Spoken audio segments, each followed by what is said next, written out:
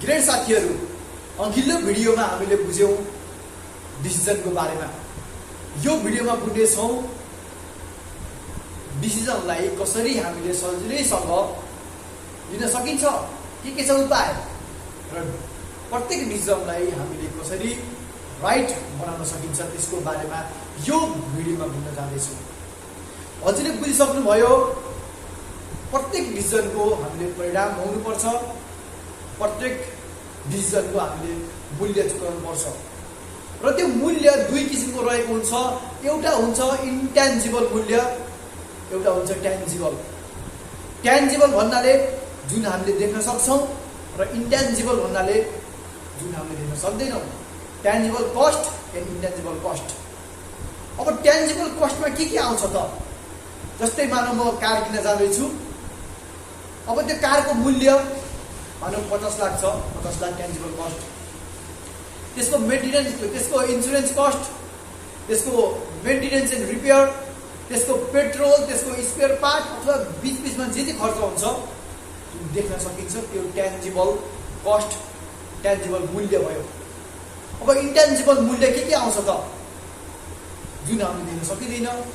जस्तै अब कार किनिसकेपछि अब एक्सिडेन्टको डर हुन्छ, मानिसको डेथ पनि हुन सक्छ कट। तर किनकि हामीले यसमा रियल, चाहे त्यो करोडौँमा एक हो होला त्यसको ह्यापन, त्यसको हुने चान्स, तर हामीले रियल पोसिबिलिटी पनि यसमा हामीले राख्छौँ। र कार चोरी हुन सक्ला, कारमा कसरी बम फेक्न सक्ला, यो पनि पोसिबिलिटी छ नि त। किनकि जुन पोसिबल छ, पोसिबिलिटी छ त्यसैको, चाहे त्यो 0.00001% नै किन नहोस्, तर सबै कुरा हामीले यसमा इन्क्लुड गर्छौँ। जब हजुर घरबाट निस्किनुहुन्छ कार लिएर, तब हजुरले डिसिजन लिनुहुन्छ यो सबै मूल्य चुकाउने। हजुरले डिसिजन लिनुहुन्छ यो जति मूल्य छ, जुन एक्सिडेन्ट हुन सक्छ, अब पेट्रोलको भयो, अब कुनै रिपेयर अब त्यस्तो लाग्न सक्छ। हजुरले कार लिएर हिँड्दा साथ सबै हजुरले अब त्यो डिसिजन लिनुभयो, र यसको हामीले पेपरमा हामीले पूर्व लेख्नुपर्ने हुन्छ। हामीले दिमागमा यो सोचेर हुँदैन। र मानौ मैले होइन मेरो म एउटा कम्पनी खोलेको छु र म त्यसमा पार्टनर राखेको छु होइन।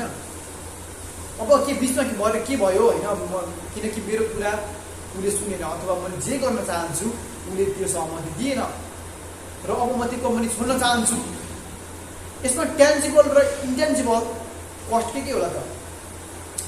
ट्यान्जिबल हजुरको के हुन्छ, अब अफिस थियो, अब म त्यो छोडेर आफ्नो छुट्टै बिजनेस, अब छुट्टै अब सेम तरिकाको म आफ्नो गर्न चाहन्छु। अब त्यो अफिस थियो, म फेरि नयाँ बनाउनु पर्छ, त्यसको इन्टिरियर डिजाइनिङ सबै त्यसको सबै कुरा बनाउनु पर्छ, बेर्नुपर्छ। फेरि अब फेरि त्यो टिम हुन्छ, त्यो टिमको लागि मैले टिम म्यानेज गर्नुपर्छ, त्यसको लागि फेरि खर्च लाग्छ मलाई। इन्ट्यान्जिबल कस्ट के हुन सक्यो त? यसमा के हुन सक्यो, किनकि यदि म 81 मेरो जुन अब इन्कम आइरहेको छ त्यो सोर्सलाई म छोडेर 81 मेरो बिजनेसमा थुप्रै पैसा नआउन सक्छ, थुप्रै फाइदा नआउन सक्छ, जसले गर्दा मलाई पनि दुःख हुन्छ, र त्यसको मेरो परिवारले पनि त्यसको दुःख भोग्नुपर्न सक्छ। जुन हामीले देख्न सकिँदैन तर हुन सक्ने चान्स छ। किनकि यदि मेरो मैले बिजनेस सुरु गरिहालेँ तर राम्रोसँग चलेन भने त्यसको मेरो फ्यामिलीलाई, मेरो बच्चा बच्चीले पनि असर हुन सक्छ। त्यस्तै गरेर हामीले यो दुवैलाई राम्रोसँग सोचेर सम्झेर दिल दिमागसँग लेख्नुपर्छ। र अब हामीले चाहिँ यो अब ट्यान्जिबल र इन्ट्यान्जिबल यसको मूल्य, यसको कस्ट लेख्यौँ। अब फाइदा पनि त हुन्छ यदि हामीले डिसिजन लिएको छौँ भने। यदि म कम्पनी छोडेर म आफ्नै छुट्टै खोल्दैछु भने त्यसको फाइदा पनि त हुन्छ। त्यसको फाइदा के हुन्छ त? ट्यान्जिबल के हुन सक्छ, किनकि अब एउटा त्यो मसँग फाइट भइरहेको थियो, म एकदम अब त्यो के हुन्छ, म डिस्ट्रेसमा थिएँ, तनावमा थिएँ, अब मेरो मेन्टल पिस आउँछ।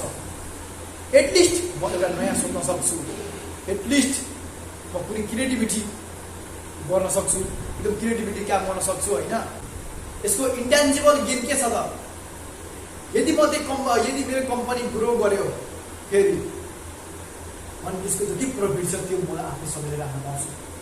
पहिला पार्टनरसँग सेयर गर्नु परेको थियो, अब मैले मात्रै त्यो राख्न पाउँछु र मलाई यहाँ रोक्नु गर्ने कोही छैन। अब पहिला सहमति लिनु पर्थ्यो पार्टनरको पनि, अब म आफ्नो डिसिजनलाई सजिलै एक्जिक्युट गर्न सक्छु र अब मलाई फ्रिडम छ। म आफ्नो डिसिजनलाई एक्जिक्युट गरेर मेरो कम्पनीलाई एकदमै म ग्रोथ दिन सक्छु। र यदि मैले यो डिसिजन नलिएको भए, यो कम्पनी छोड्ने म डिसिजन नलिएको भए अटोमेटिक कम्पनीमै बस्ने डिसिजन लिन्थेँ। यदि मैले कुनै काम गर्ने डिसिजन लिएन भने काम नगर्ने डिसिजन अटोमेटिक लिन्छु म। र यदि कम्पनीमै पनि बस्छु भने त्यसको पनि त मैले त्यसको टेन्जिबल गेन के छ, त्यसको इन्टेन्जिबल गेन के छ त्यो हेर्नुपर्छ नि त। त्यसको टेन्जिबल गेन के छ त कम्पनीमै बस्ने। अब अफिस पहिले नै छ, इन्टेरियर पहिले नै छ, टिम पहिले नै छ, 1-2 लाख जति आइरहेको छ त्यो आइरहेको छ र कस्टमरहरू पहिले नै सेयर छ र पार्टनरसँग जसो तसो चलिरहेकै छ र यसमा इन्टेन्जिबल गेन चाहिँ मैले यसमा केही देख्न सकेन। केही देखिन्छ? अब त्यो 1-2 लाख आएको छ, त्यो त मैले जब गरेर पनि गर्न सक्थेँ। अब आफ्नै कम्पनी छ, सबै म्यानेज गरेर पनि त्यही जबकै बराबर आएको छ भने के फाइदा गरेर। तर उता मलाई त्यो टेन्जिबल कम्पनी छोडेर इन्टेन्जिबल गेन धेरै छ र अब मेरो डिसिजन 15 मिनटमा आयो। यसरी हामीले डिसिजन सजिलै लिन सक्छौँ। र यदि अब यो त यो 15 मिनटमा आइसक्यो, यदि यो म डिसिजन नगर्दा म एकदम के थिएँ, तनावमा थिएँ। यदि म कुनै मानिसलाई यदि म आफै पेपरमा नलेखेर अरूलाई सोध्न, अरूसँग सल्लाह लिन जान्थ्यो भने अब एउटाले भन्न सक्थ्यो होला नछोड, ठिकै छ, त्यो सेफ्टी छ, तेरो परिवार चलेको छ, फेरि तेरो परिवारमा के हुन्छ यदि तेरो बिजनेस काम गर्न भने। अब अर्कोले भन्थ्यो होला कम्पनी सम्पनी छोड, म माया हो।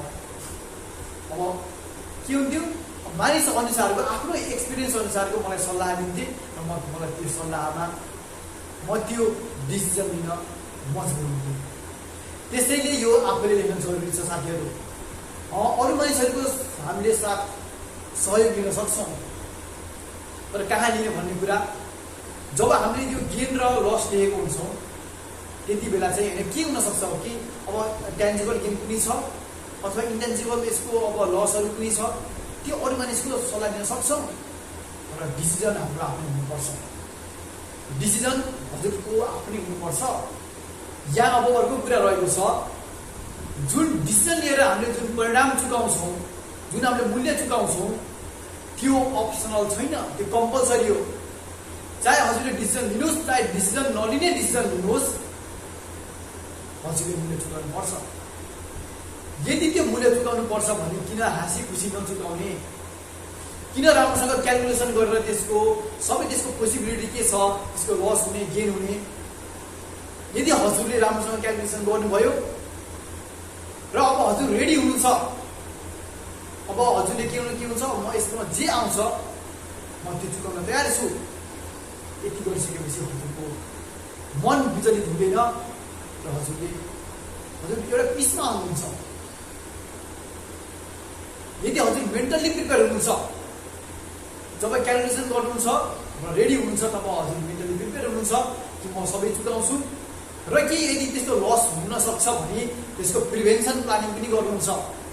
जस्तै अब के हुन्छ, कार किन्दाखेरि हामीले त्यसको सिट बेल्ट, एयर ब्यागहरू हामीले त्यो पहिले लगाउँछौँ, किनकि त्यो एउटा एक्सिडेन्ट हुन सक्छ भनेर पोसिबिलिटी छ, त्यो भएर हामीले प्रिभेन्सन गर्छौँ। बिल्डिङ बनाउँदा हामीले फायर एक्सटिङ्ग्विसर राख्छौँ बिल्डिङमा। यदि अब हुन्छ करोडौँमा हुनसक्छ चान्स, तर आगो लाग्यो भने धेरै क्षति हुन्छ, त्यसको बचावको लागि हामीले त्यो फायर एक्सटिङ्ग्विसर पनि राख्छौँ। यस्तै गरेर हजुरले जस्तै अब मेरो त्यो छोडेर कम्पनी छोडेर आफ्नो सुरु गर्छु, यदि मेरो फ्यामिलीलाई पनि अब केही रिस्क छ भने म केही सेभिङ गर्न सुरु गर्छु र अब यो सबै क्यालकुलेसन गरेर पनि हजुरलाई डिसिजन रङली जस्तो लाग्छ भने फेरि अर्को डिसिजन लिनुहोस् र त्यसमा पनि सेम यही फर्मुला एप्लाई गर्नुहोस्। टेन्जिबल इन्टेन्जिबल गेन लस सबै हेर्नुहोस् र जब डिसिजन लिनुहुन्छ तब आफ्नो त्यसमा जान लगाउनुहोस्। जस्तै रतन टाटाको भनाइ छ, म पहिले डिसिजन लिन्छु अनि त्यसलाई राइट बनाउँछु। यदि डिसिजन लिनुहुन्छ भने त्यसलाई राइट बनाउनको लागि जे गर्नुपर्ने हुन्छ त्यो सबै गर्नुहोस्, सबै गर्नुहोस्। र डिसिजनमा सबैभन्दा ठुलो कुरा, सबैभन्दा ठुलो मुद्दा यही रहेको थियो। यो सिरिजको सबैभन्दा इम्पोर्टेन्ट भिडियो पनि यही हो। यसलाई बार बार हेर्नु होला हजुरले। र डिसिजन लिनको लागि यो पेन पेपरको सहायता लिएर यो फर्मुला एप्लाई गर्नु होला। किनकि यसमा टाइम त लाग्न सक्छ, हजुरलाई केही टाइम लाग्न सक्छ, तर जब हजुरले एकपटक गर्नुहुन्छ तर त्यसपछि हजुरको त्यो मन विचलित मन शान्त हुन्छ र हजुरले राम्रो डिसिजन लिन सक्नुहुन्छ आफ्नै तरिकाबाट। र कुनै पनि डिसिजन 24 घण्टाभन्दा बढी नलगाउनुहोस् लिनको लागि। अब जस्तै अब के छ, मलाई बच्चालाई कुन अब कलेजमा पढाउनु छ अथवा बिजनेसमा कुन तरिकाको मेसिन किन्नु छ, मलाई कुनै पनि डिसिजन हुन्छ 24 घण्टाभित्र लिनुहोस्। त्यसको जे रिसर्च गर्नुपर्छ त्यसको पुरो सबै कुराहरू रिसर्च गर्ने अथवा त्यसको कुरा सबै कुरा इन्फर्मेसन लिने त्यही समयमा गर्नुहोस् र त्यसको डिसिजन लिनुहोस्। अब हजुरको टाइम लाग्न सक्छ, जस्तै हजुरको मिसिनरी अब हजुरको कम्पनीको मसिन ल्याउनु छ भने अब त्यो 6 महिनाभित्र हजुरको त्यसको सबै त्यसको रिसोर्स तयार पार्नको लागि, त्यसको फन्ड रेज गर्नको लागि 6 महिना लाग्न सक्छ। तर हजुरले मेन्टली त प्रिपेयर हुनुहोस्, अहिले यसको मेन्टली त डिसिजन बनाउनुहोस्, त्यसपछि एक्जिक्युट बिस्तारै हुँदै जान्छ। डिसिजन 24 घण्टाभन्दा हजुरले लामो समयसम्म राख्नु हुँदैन, किनकि पेन्डिङ डिसिजनले हजुरको ऊर्जा खाइरहन्छ। जस्तै हजुरको मोबाइलमा एप्लिकेसन खुलिराख्नु भएको छ भने त्यसले हजुरको ब्याट्री खाइराख्छ। त्यस्तै हजुरले त्यो डिसिजनलाई दिमागमा राखिराख्नु भएको छ भने बेला बेलामा त्यसको याद आउँछ अनि त्यसको बारेमा हजुरले सोच्नुहुन्छ। त्यसले हजुरको इनर्जी, त्यसको टाइम, हजुरको टाइम लिइरहेको छ। त्यस कारणले त्यसको टाइम नलगाउनुहोस् र यो फर्मुला राम्रोसँग हेर्नुहोस्। यसमा हजुरलाई केही समस्या, के हजुरले बुझ्नु भएको छैन भने मलाई मेसेज गर्नुहोस् र केही फिडब्याक छ भने अवश्य सेयर गर्नु होला। Thank you so much. God bless you.